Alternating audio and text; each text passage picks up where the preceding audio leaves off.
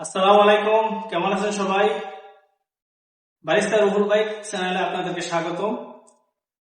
আজকে আমি আপনাদের জন্য নিয়ে আসছি পার্ট 3 তে আপনাদের সাথে টপিক হবে এসপ্রেসো নিয়ে।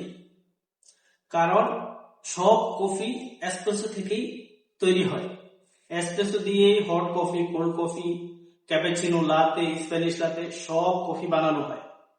তাই আমাদেরকে আজকে জানতে হবে এসপ্রেসো কি, এসপ্রেসো কত প্রকার ও কি কি, আর এসপ্রেসো টেস্ট কিভাবে ভালো হয়, কোন কফি থেকে ভালো এসপ্রেসো আসে। তাহলে কথা না বাড়িয়ে আমাদের মূল টপিকে চলে যাচ্ছি। সবাই প্লিজ আমার চ্যানেলটি সাবস্ক্রাইব করে পাশে থাকেন, বেল আইকনটি অন করে দেন যেন প্রত্যেকটা ভিডিও নোটিফিকেশন পান, এবং কমেন্ট করে আপনাদের মতামত জানান। কে কি জানতে চান কমেন্ট করেন, ইনশাল্লাহ আমি আপনাদের উত্তর দেব। তাহলে বন্ধুরা, প্রথমে আমরা জানবো এসপ্রেসো কি। এসপ্রেসো হচ্ছে মূলত কফি বিনস থেকে যেই পানি জাতীয় লিকুইডটা বাইর হয় এটাকে বলে এসপ্রেসো, মানে কফি। আর এসপ্রেসো কত প্রকার? এসপ্রেসো 4 প্রকার। কি কি? Espresso single, espresso double shot, আর ristretto lungo. Single shot, double shot, ristretto lungo. Espresso মূলত হয় কফি বিনস থেকে।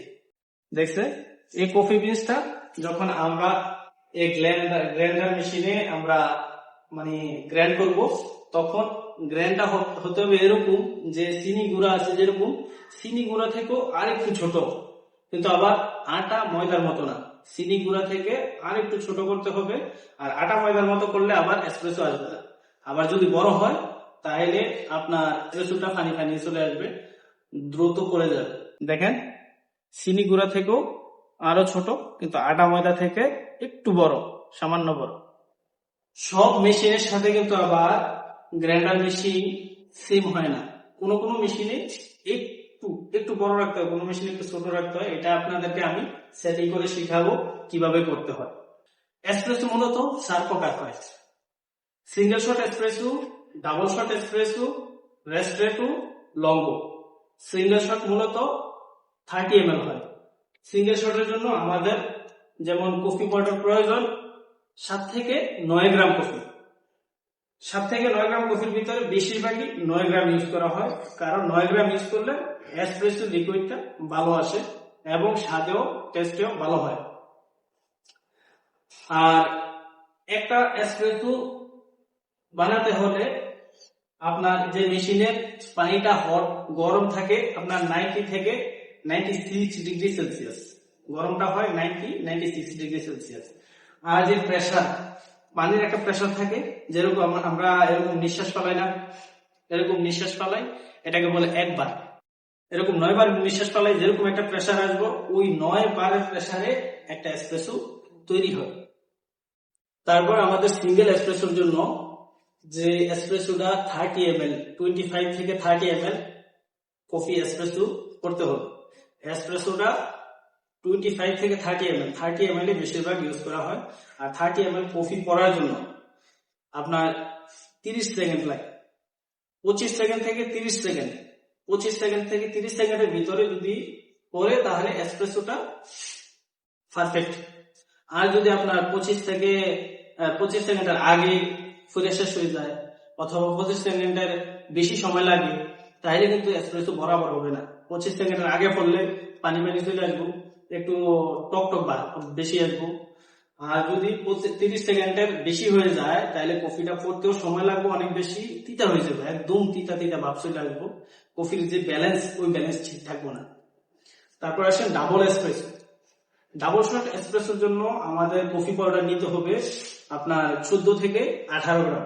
বেশিরভাগই 18 গ্রাম নেয়, কারণ 18 গ্রামের ভিতরে ডাবল শট এসপ্রেসোটা ভালো হয়। আর আমাদের এসপ্রেসো নিতে হবে, ডাবল শট মানে হচ্ছে আপনার 60 ml। 60 ml কফি আসলেই ডাবল শট। ডাবল শটের জন্য পাউডার আমাদের কত নিতে হবে? 18 গ্রাম। যদি আপনি 14-15 নেন তাও হবে, কিন্তু 18 গ্রাম হচ্ছে পারফেক্ট। আর কফিটা টাইম সেম, 25 থেকে 30 সেকেন্ডের ভিতরে পড়তে হবে। তারপরে আসেন রেস্ট্রেটো। রেস্ট্রেটো মূলত হচ্ছে স্ট্রং কফি।